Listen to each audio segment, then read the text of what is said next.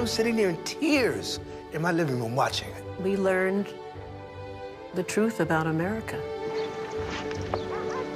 White actors were willing to break each other's legs to be in the show.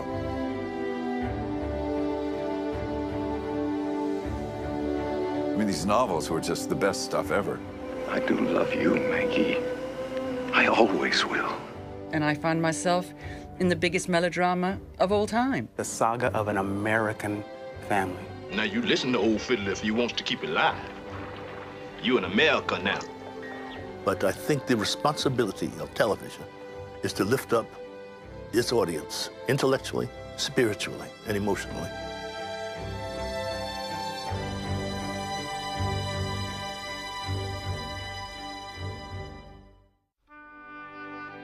They captured audiences like nothing before. Rich Man, Poor Man, Roots, Thornbirds, look at the size of those audiences. They poured huge amounts of money into them. The material was sensational. Roots hit the mark. It did more than entertain. It served as a vehicle for enlightenment and empowerment. They brought our favorite characters from the page to the screen. He was a man that knew who he was. He knew his name, he knew his culture. I tell you, Fiddler, sometimes it seems like being alone and being free, you're all the same for a slave. You don't be free. You be dead. I felt it incumbent that I must be in that show. Can you capture or buy 170 healthy blacks and deliver them to the hold of the Lord Ligonier? It had a profound effect on me, the reception to the Thornbirds. You can marry me. You love me. But I love God more. It was probably not the right project for me. They opened our eyes to a new way of seeing. They hit that side of America that you don't get in the history books in school. Did it shock a lot of people? I'm sure it did. I felt like this is it. This is as good as it's gonna get. It's the absolute best use of moving pictures and sound that we can achieve. Together, they created the most popular stories ever told on the small screen through an art form called the miniseries. They are the pioneers of television.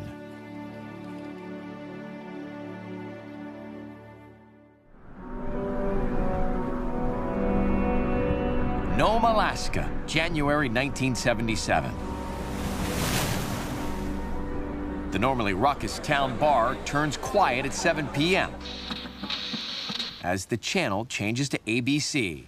Nome, Alaska, the bar was packed every night and silent. I mean, everybody was watching. Simultaneously, the same story was playing out in Key West, Florida, and all points in between. America was fixated on the most popular drama the nation had ever seen, a TV miniseries called Roots. Restaurants and bars were saying, we have the big screen television, come here, have your dinner, and you can watch Roots. Theaters emptied out. Meetings were rescheduled. Even Las Vegas seemed vacant. They closed the casinos in Vegas when Roots aired.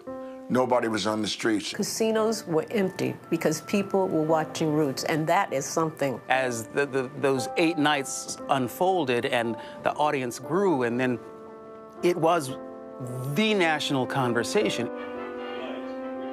Over the 8 consecutive nights, Roots attracted more viewers than any previous TV drama.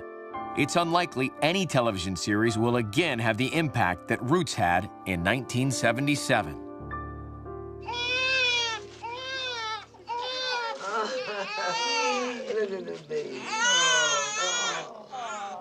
What do you call him? We call him Baby Boy. And we'll go on calling him that until his father decides on a name for him 8 days from today. Roots wasn't just a popular program, it was a cultural landmark, a phenomenon that transformed Americans' understanding of slavery. Roots is the story of Alex Haley's family, beginning with his great-great-great-great-grandfather, who was captured in Africa and brought to America as a slave. The miniseries follows the family's saga through 100 years of slavery and finally to freedom. And Alex, when he talked about these characters and what he knew about them, literally, you were on the edge of your seat. Every time it was absolutely riveting. Absolutely riveting. He was a master storyteller. When Roots was first greenlit by ABC, African-American actors saw a unique opportunity to play roles of substance. The actors were terribly excited to be part of it because we'd never had anything like this before to be part of. The toughest role to cast was Kunta Kinte. The whole miniseries hinged on finding an actor who was believable, physical, and young. First time I was in front of camera was the screen test, March 27th, 1976. We're not children. We're very close to being men, Nyoboto. Close to being men. Ha! Close to being men. Go tame your bony goats. Ha! I was a sophomore in theater school at USC. I didn't know about acting for the camera. Despite his lack of experience, LeVar Burton won the role of Kunta Kinte.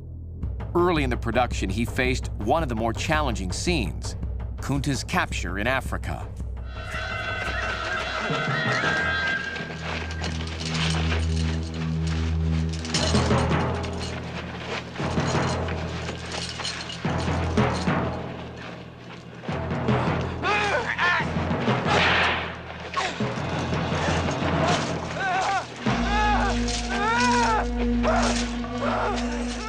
Those indelible images of Kunta jumping and flailing in slow motion.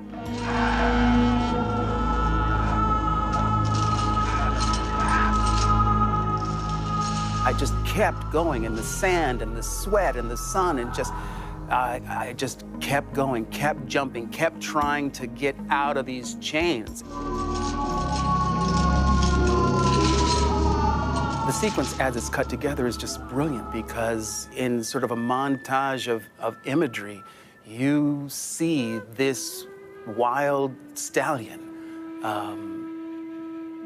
being subdued. And it's beautiful and terrifying all at the same time.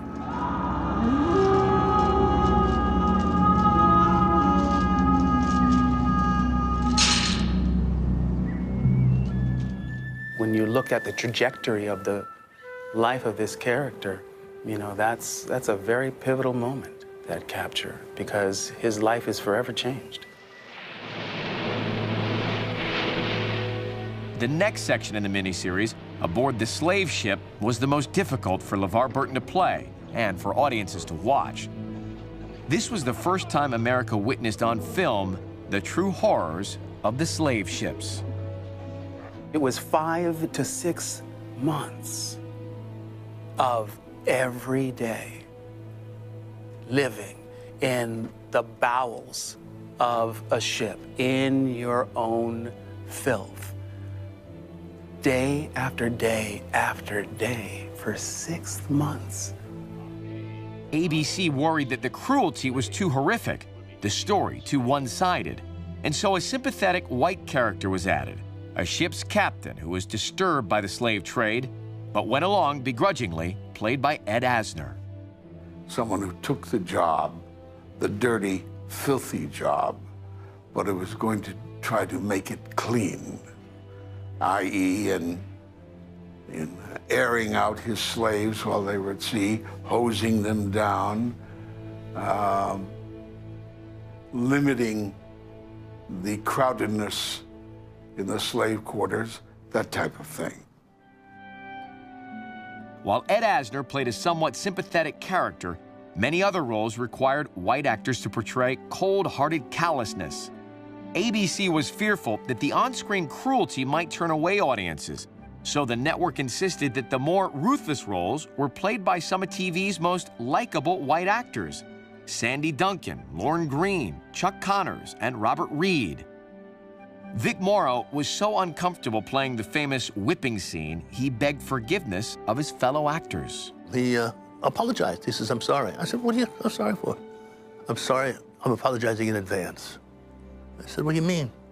"I'm gonna have to really do this scene fully. It's the whipping scene." I said, "Oh, I get you." And I didn't know what he meant.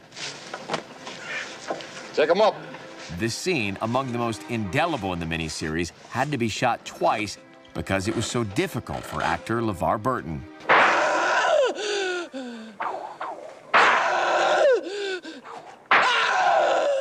When it came time to actually put it on film was really daunting. And I just could not relax enough to be in the scene. I was in the consciousness of, wow, this isn't comfortable to me at all. What's your name? Kunta Kinte. A week later, LeVar Burton was able to make it through the scene.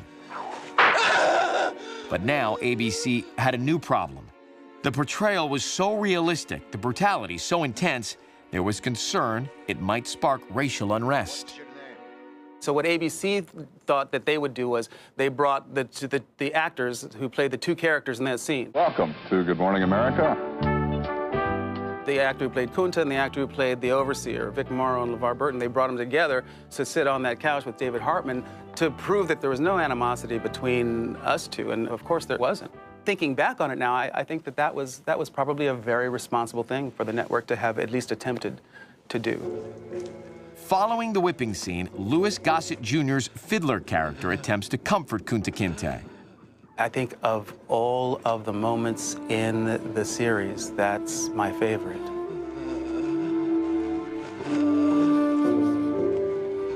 It's all Fiddler, and Lou is absolutely transcendent in that moment. The compassion that just comes pouring out of that man. The whipping scene is over, and I might have the last line. And the last line was, "What you care what that white man calls you?" Would you care what that white man call you? Toby. Kunta Kinte. That'll be your name. That's who you'll always be. And that was the last line of the scene. You say Toby. What you care? You know who you be? Kunta. That's who you always be. And I looked down at LeVar.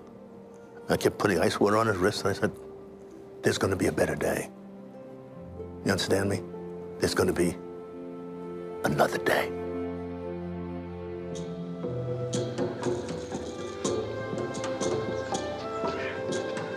There's going to be another day.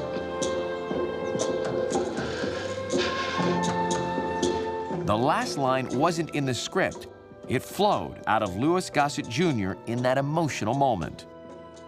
It's a powerful, powerful moment on a lot of levels for a lot of reasons. Another day where there's no more lynching. Another day when we're equal. There's going to be another day when we have a first black president. There's going to be another day. The line was right for Kunta Kinte in the 18th century, but it also had resonance for actor Louis Gossett Jr. in the 20th. A hit on Broadway in 1953, Louis Gossett Jr. hadn't faced the full force of racial prejudice until he came to Hollywood in the mid-1960s. The first time he drove a car in Beverly Hills, it took all afternoon to go just 2 miles because of repeated traffic stops. 4.5 hours of sitting by curbs, checking me out because I answered to the description. No, I didn't. They just had never seen a black man act that way in Los Angeles in 1966. Abandoning the new car, Gossett began walking through Beverly Hills. Within 20 minutes, I was handcuffed to a tree for 3 hours. A better day did eventually come for Louis Gossett Jr.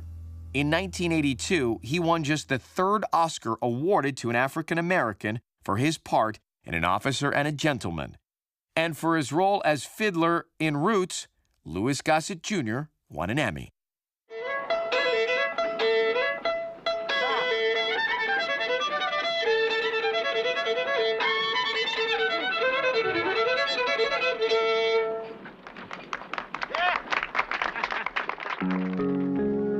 Like Louis Gossett Jr., LeVar Burton didn't experience the full effects of racism until he was a young man. One night while Roots was filming in Georgia, Burton went out to a local bar and danced with a white woman. Alex Haley took him aside. Alex came to me and he pulled my coattail and he said, you know, and I'd never had any experience in the South, you know. And, you know, he said, let me just, you know, remind you that even though this is 1970, what was it, 1976, that there are still prevailing attitudes in certain parts of this country where that kind of behavior is not looked favorably upon. As Roots moved into the second and third night of the broadcast, it was already having a profound impact on how Americans understood the nation's racial history. As the story moved forward in time, John Amos played the older Kunta Kinte. The only time I get to be free is when I run away. I tell you, Fiddler, sometimes it seems like being alone and being free, you're all the same for a slave. You don't be free. You be dead.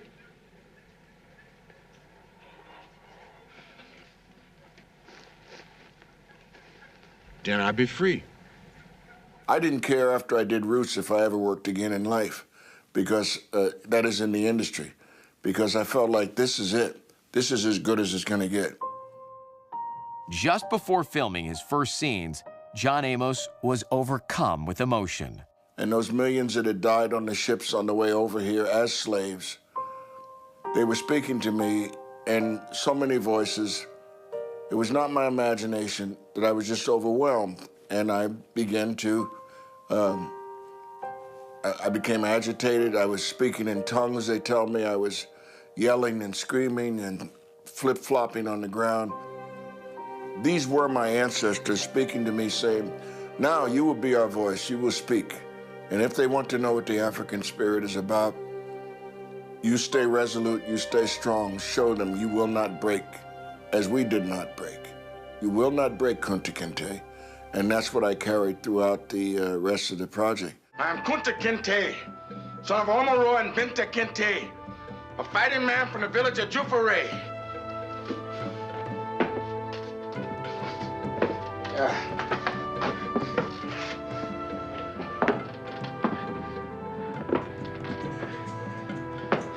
I'm gonna do better than learn to walk. I'm gonna learn to run. John Amos always took his craft seriously, starting out as a stand-up comedian in New York. He came to Los Angeles as a writer and landed acting roles like Gordy the Weatherman on The Mary Tyler Moore Show. Everywhere I go, people yell, hey, Gordy, when's Ted coming back? No kidding, they do? Yeah. Where? Everywhere. How many yell that? 650. I mean, men or what? Women too? Yeah, women too. Young women? Yeah. Would you say that the women yell more often? Nobody yelled at Ted. They didn't yell, and nobody yelled nothing. But even a recurring role on a network TV show didn't inoculate John Amos from racial violence when he ventured into the wrong neighborhood. The San Fernando Valley police pulled up, pulled me out of the car, choked me to the point of unconsciousness, took me to the police station in cuffs and manacles, where the warrant officer asked for my autograph while I was being booked. The actress who played Kunta's daughter, Kizzy, was Leslie Uggams. I became Kizzy. There was something about, I knew her. Somehow I knew her. I mean, I wore her skin. And so all those experiences that she was going through, I just zoned into it.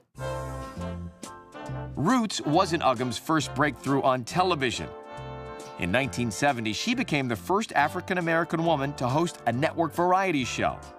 Before that, she was a regular on Mitch Miller's TV show.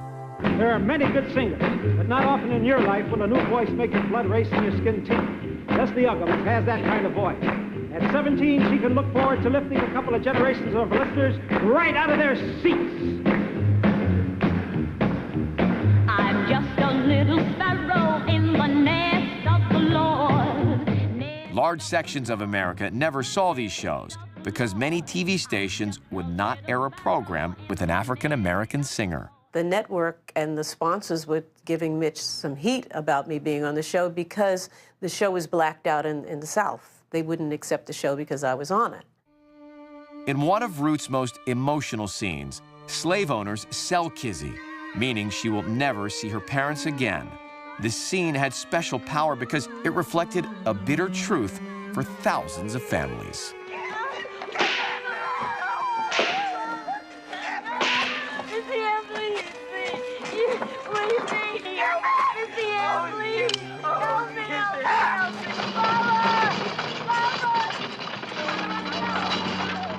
It's just so hurtful, so I can't even express it in words. So that day when we shot that, I just lived that. You are never going to see your mother and father again. Everything that you know, everything that you had in your relationship with your parents is never going to be that way again. Leslie Uggam's most challenging scene came in the 5th episode, when her character was raped by the slave owner, played by Chuck Connors. That was a hard scene for me to do. She wasn't a victim. That's the main thing. The thing about Kizzy was she was never a victim. All the things that happened to her, she found a way to use it, and I'm not going to be victimized. I bought you. You're my property now. Cost a fair price. Enough for a payment on a cotton gin, your overseer said. Well, Kizzy, I'm gonna get my money's worth right now. Now, Kizzy, I'd rather not hurt you, but I ain't got no time to play her.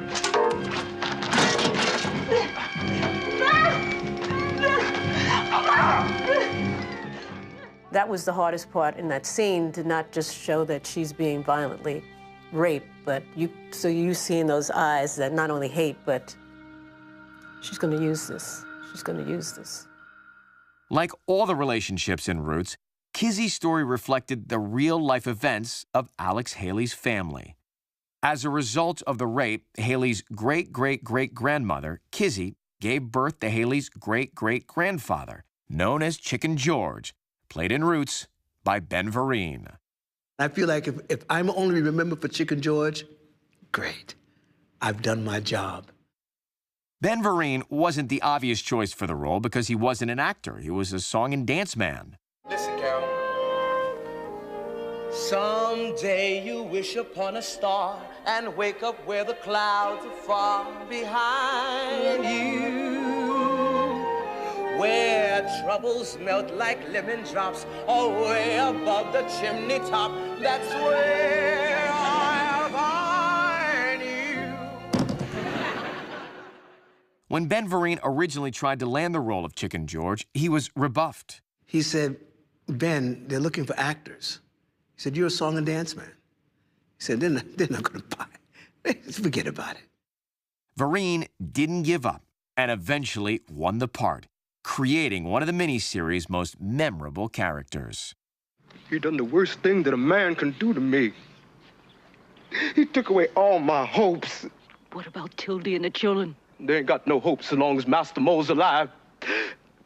Man ain't worth a chicken. He ain't alive.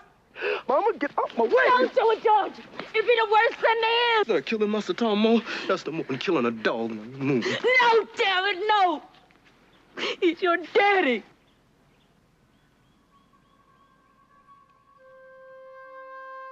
Like the other actors in Roots, Ben Vereen had experienced his share of racial prejudice, especially the time he visited the South as a boy and tried to enter an all-white theater. His friend pulled him back. He said, don't you ever do that. I said, what? He said, they'll kill you, man. He said, we're not even supposed to be up on the sidewalk. He said, don't even look at a white person.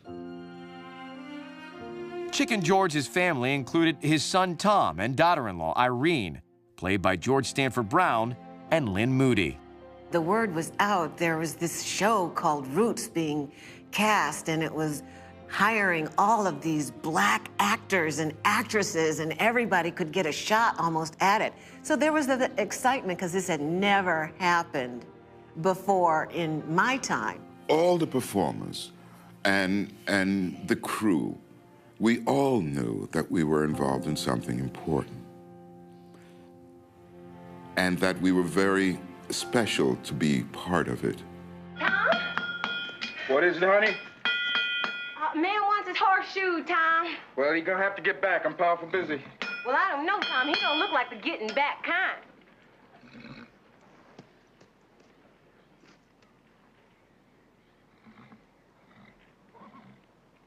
Daddy?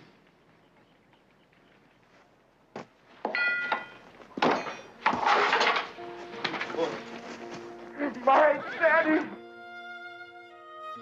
Tom's storyline flowed into the years after the Civil War, recounting how the end of slavery was just the first step on the long road to equality. A full 100 years later, actor George Stanford Brown still faced government-sanctioned racism. I was married in 1966. It was still against the law for me to do so. I married a white woman. It was still against the law. This is 1966. So, we might be far removed from that now, but it was a lot closer when Roots first came on the scene. When I was in high school, I mean, they had a note going around saying there will be, you know, assembly. I mean, they had an assembly for all the black students, and they announced there'd be no mixed dating at the prom unless we had a note from each parent. Tom and Irene ultimately experienced freedom, and Roots ends on a note of hope. Kunta Kinte, he'll never forget where he come from. He'll never forget Africa. When the Roots storyline concludes, in the late 1860s, equality seems in reach. But when the miniseries ended its run in 1977, African-American actors faced a playing field that was still not level. Roles for African-Americans remained scarce. We thought, hey, we're here, we've arrived, they've seen how fabulous we are, and we're all going to be working all different things, and it just didn't happen. So many great write-ups in all these different newspapers, but absolutely nothing else, no jobs. So I didn't expect that would happen. While Roots may not have had a significant impact on TV casting directors, it did have a profound effect on the audience. Roots wasn't just a show about history. It was a historical event itself, helping shift public opinion by telling the truth about the African-American experience. Somebody finally told the truth. And television is such a powerful medium, such a powerful medium. For them to tell an honest truth like Roots, it's history. Before Roots, discussion of slavery were limited to a paragraph or two in dry textbooks. In those days, there was not a thing called Black History Month or Black History Studies. There was, when I was going to school, it was a paragraph, you were a slave and Lincoln freed you. In a paragraph.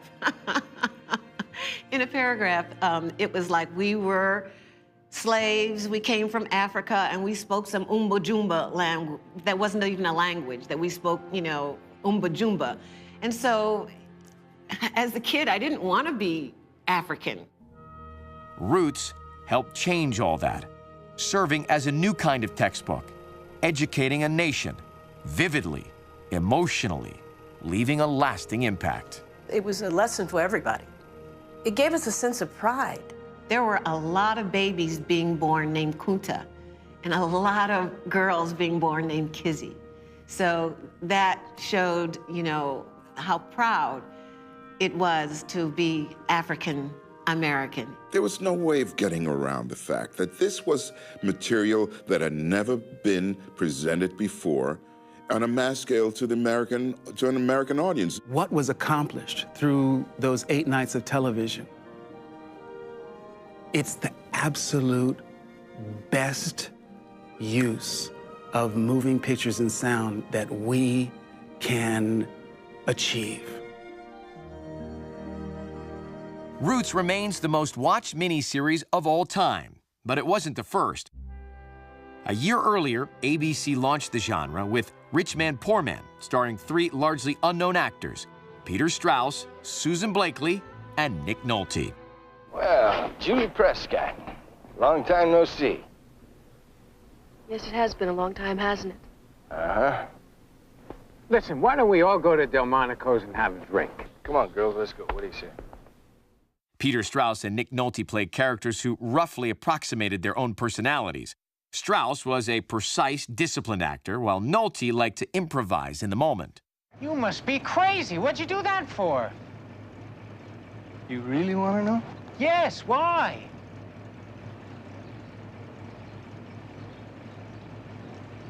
Beats the hell out of me.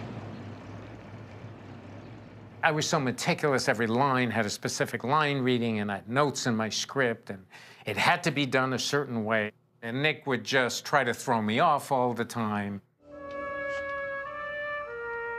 One early scene perfectly illustrates their differing styles. He just decided, what can I do within the frame that'll make him crazy? And he was just sitting there off camera looking at me, winking, and I'm going, oh, something's coming, and I'm not gonna like it. The script called for Nick Nolte's character to wake up Peter Strauss. But in the moment, Nolte took it a step further. And sure enough, I saw him put his finger in his mouth and just, he tried to enable that finger to sustain as much spittle as possible on it.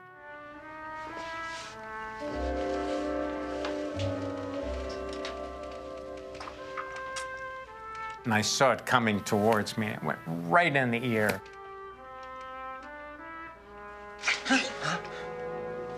Shove over. And it was, you know, it was great. It was fun, and it achieved the result it had to achieve.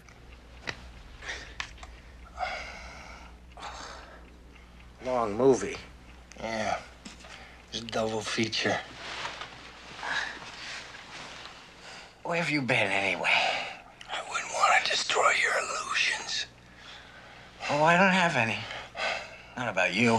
Oh, you wound me, brother, because I've always hero-worshipped you. Based on the book of the same name, Rich Man, Poor Man is the tale of two brothers, Rudy and Tom Jordache. Their friendship, competition, and very different paths through life. Wait, just a sec. What the hell are you doing here, Rudy? Do you think I'm a charity case? You just take that partnership and shove it! God, you're just like Pop. It's him and Uncle Harold all over again. There's not a brain in your head. Yeah, but I can still knock you on your butt any day of the week. That's some answer. Women fell in love with Rudy Jordache, the character. So it's interesting. Women, I think, fell in love with him. But I think when you read the book, that you tend to your heart goes more out, of course, to Tom, because he has all these tragedies. Hi, Pa. I bought you out of this in case you're interested. $3,000. I hope she was worth it. I'm gonna pay you back, Pa, every cent. I don't want it. That $3,000 pays all my debts. This is the last time I ever want to see or hear from you. When I walk out that door, that's the last of us. Forever. You get it? I got it. The woman in the middle is Julie, played by Susan Blakely. My memories are almost like I lived that. I feel like I lived it. I want to tell you something. You don't have to tell me anything, Rudy. I want to. I said it to you a long time ago. And it's as true now as it ever was. I've loved you ever since I can remember, almost. I've never really considered any kind of life for me that didn't include you in it. When the miniseries began, Susan Blakely was the better known of the three main actors, thanks to a successful modeling career. She dabbled in acting, but hadn't yet landed a breakthrough role. It was just too good of an opportunity to pass. And I didn't know what a miniseries was, never heard of any. Blakely's role was a composite of two very different characters in the book, which meant she played a wide emotional range in Rich Man, Poor Man. Playing depressed, by the way, is difficult. Talk about having to, you know, slow it down. But there was a part of me every day that just wanted my character to shape up, you know. I've had enough to drink. There is no such thing as enough to drink. I'm gonna take you to bed. You won't be the first. If I play my cards right, you won't be the last either. Rudy Jordache was played by Peter Strauss, who began his acting career in elementary school. One day, a teacher came up to me and said, "Do you want to be in a play?" And I'd never been in a play. I don't think I'd ever seen a play. The moment he first set foot on the grade school stage, Peter Strauss's future was set. There is this place which is magic, and some people, for me, I was home. This is home. This is where I want to be the rest of my life. I had no qualms. Age 12, that was it. Peter Strauss had just a few small roles on his resume when Rich Man, Poor Man was cast. ABC worried that the three main actors didn't have the name recognition to carry a major project. So the supporting roles on the miniseries were peppered with more famous stars like Ray Milland, Van Johnson, Dorothy McGuire, and Ed Asner, who played Axel Jordache, father of Tom and Rudy. I didn't think I was right for the role. I had read the book. An unsympathetic character in the book, Alex Jordache was softened in the screenplay, especially in his relationship with his wayward son, Tom. Ed Asner took the role. They had me going to the high school to talk about, in the book, it's Rudy. In the screenplay, it became Tom. Have you ever been to school? In another country. In whatever country. Was it considered proper for a student to draw a picture of his teacher nude in the classroom? Oh, is this supposed to be you? Yes, it is. Yes, yes, yes. I see the resemblance. Do teachers pose nude in the high schools these days? I can see no further point in this conversation. The French teacher is a bitch, and she calls me names, and I call her a name. If you didn't stutter around with your boobs hanging out and your tail wiggling in a tight skirt like some cheap $2 chippy, maybe young boys wouldn't be tempted to draw pictures like that. Besides which, I think he's flattered you. I know all about you. Salbush! I don't go for talk like that, you slut. But it showed that I was willing to fight for Tom, even in high school. I just wanted to thank you. What for? For what you said. You don't owe me a damn thing.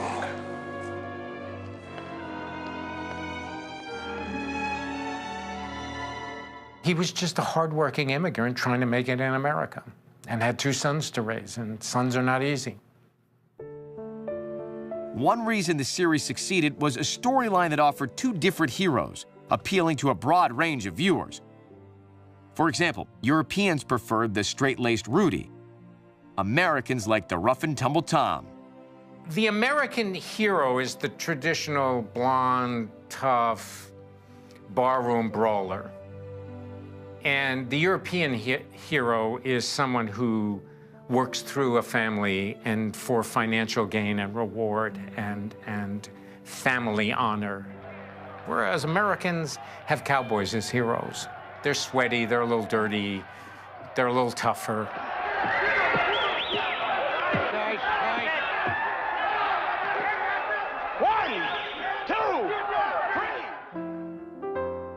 In America and around the world, Rich Man, Poor Man attracted huge audiences, single-handedly paving the way for an entirely new genre, the novel for television, the miniseries. There is not a day that someone doesn't come up to me and say, "Hey, Rich Man, Poor Man, I love that show."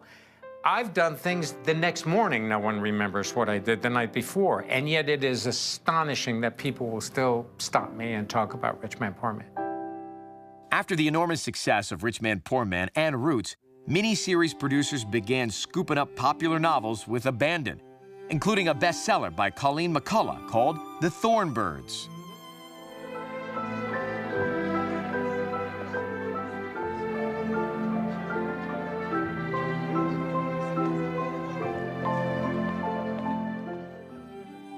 For the key role of Meggie, the producers chose a newcomer, Rachel Ward.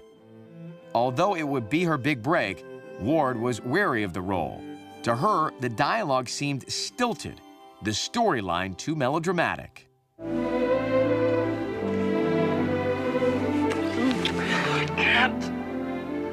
can't. Goodbye, my Maggie. It's hard, it's difficult to say lines like, "Go on then to that God of yours, but you'll come back to me because I'm the one who loves you." I mean, I defy, Kate Blanchett to pull that one off. Go on then. Go on to that God of yours. You'll come back to me because I'm the one who loves you. Everything was very overwritten and over-dramatic. And it was basically almost impossible language to make naturalistic.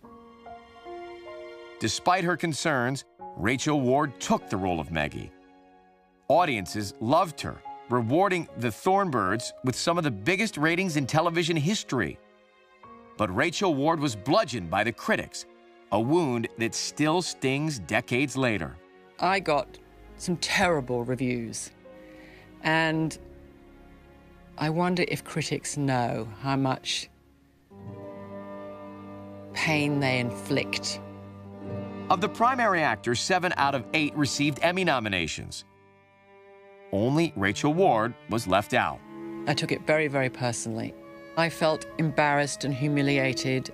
I can remember where I was and the exact words of both the Newsweek critic and the New York Times critic with such vividness that it had such a profound effect on me, the criticism for my character. I left Hollywood after that. That was enough for me. I didn't really need to go through that again. I'm sure there would be many people listening to this now and going, what the hell? Huge miniseries, incredibly popular, dream job for any actor. And there you go. Isn't that ironic? It was just a devastating experience for me. One I actually don't really think I've entirely come to terms with. For Rachel Ward, the criticism was offset by one silver lining. It was on the set of The Thornbirds that she met her future husband, actor Brian Brown. God, you are beautiful.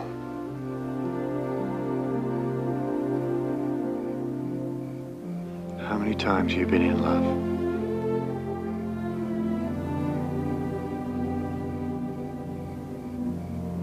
Only once.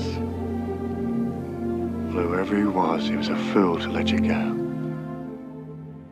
I was a typical Australian young man. I mean, I noticed good-looking girls. I wasn't an idiot, The one positive that I took away from the Thornbirds and can take away from the Thornbirds is that I did find the love of my life. On screen, Maggie's true love wasn't Brian Brown's character, it was Father Ralph, played by Richard Chamberlain. Maggie, I need no reminder of you. Not now. Not ever. I carry you within me. You know that. The forbidden love between Maggie and Father Ralph resonated deeply with audiences. Oh, you've come back. Made authentic by the genuine chemistry between Rachel Ward and Richard Chamberlain. You don't cry. We clicked together, and we had a kind of mutual trust.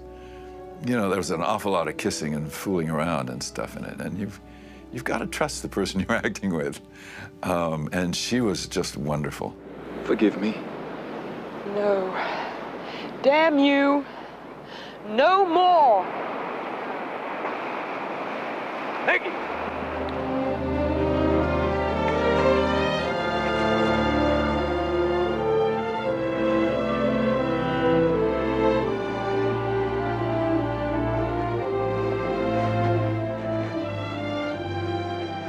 Even today, The Thornbirds stands as the most widely watched romance in television history. I do still have people coming up and saying how much they loved the Thornbirds and how much they loved Maggie.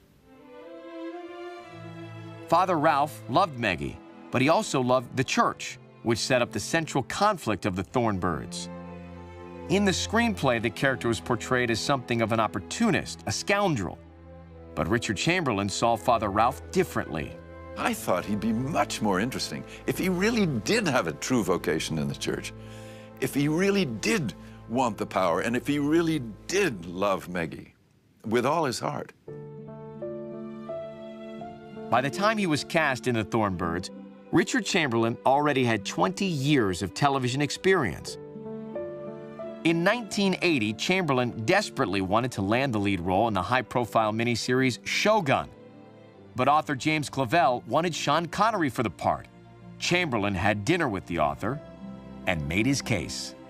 I had meetings with Clavell and finally convinced him by lowering my voice and wearing lots of T-shirts under my sweat clothes and stuff so I'd look bigger and more Sean Connery-ish. I finally convinced him to hire me. After the success of Shogun, Richard Chamberlain didn't have to work as hard to land the role of Father Ralph in the Thornbirds. Because of the huge success of both projects, he was later dubbed the king of the miniseries. I did some really great miniseries, and if they wanted to call me king, that's fine with me. I had the incredible good fortune of being in some of the best miniseries ever. In the early scenes of the Thornbirds, Richard Chamberlain played opposite Barbara Stanwyck, one of the last roles of the actress's storied career. Known throughout Hollywood as the consummate professional, Stanwyck never forgot her lines, except once. We had this scene where Ralph has been working out in the fields at Draghita and comes in and is drenched in a huge rainstorm.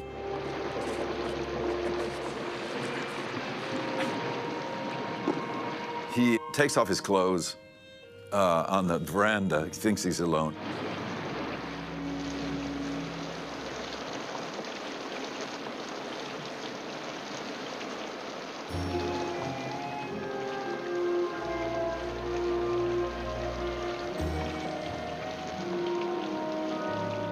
And when he was stark naked, she comes out. And they have this wonderful scene where she, touches his shoulders. You are the most beautiful man I have ever seen, Ralph DeBruckeso.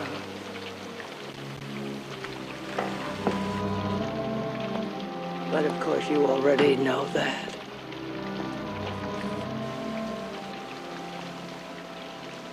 Curious how you view us mortals with contempt for admiring that beauty. And he tries to, remain aloof. I thought it was my soul you were after, Mary. It is. Because at my age, officially, I'm supposed to be beyond the drives of my body. But she went up in her lines. And everybody was, totally amazed. And she said, "It's been so long since I've stood next to a naked man." And it was just sweet, so sweet. Although The Thornbirds was set in Australia, there was just one Australian actor in the cast. I like playing Australians. It's instinctive about how I behave, and I behave different to Americans, even though we have a lot of things in common. We're different.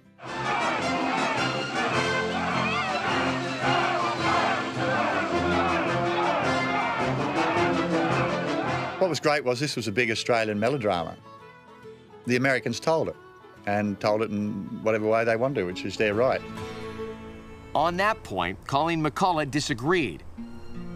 The author of The Thornbirds was unhappy with nearly every production decision. She didn't like the casting of Richard Chamberlain or Rachel Ward. She objected to the screenwriter and director. And she called the production instant vomit. Oh, I think Colleen was talking through a hole in her head myself. I mean, she wrote a big melodrama. What did she want it to be, I do remember she also had a go at me and my casting of it. So I'm not, so there you go. I thought the book was very well served by the miniseries. Colleen McCullough didn't think so.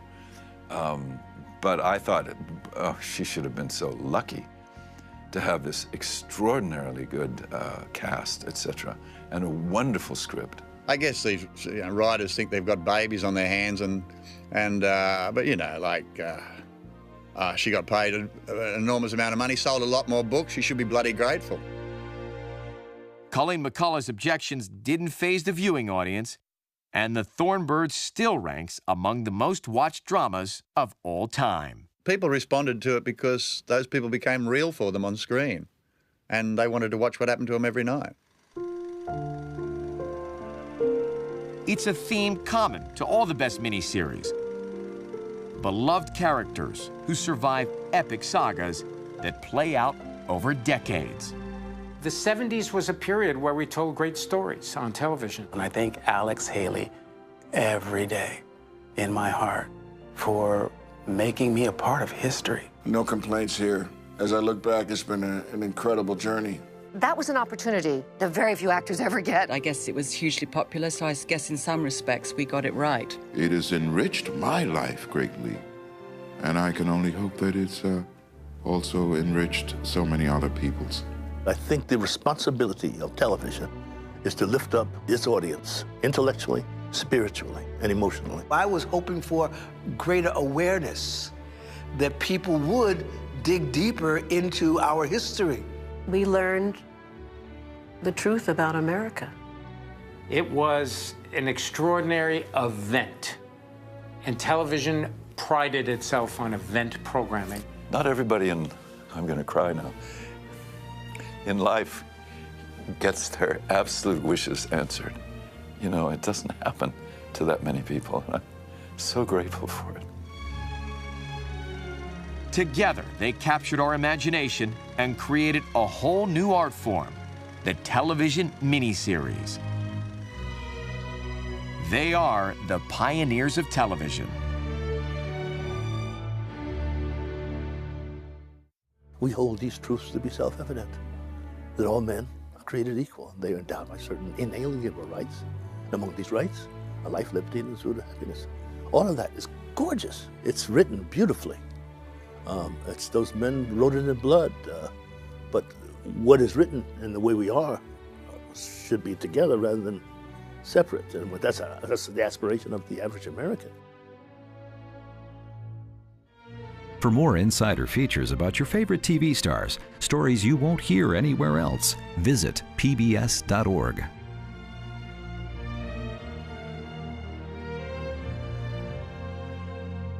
To order this program, visit us online at shoppbs.org or call us at 1-800-PLAY-PBS.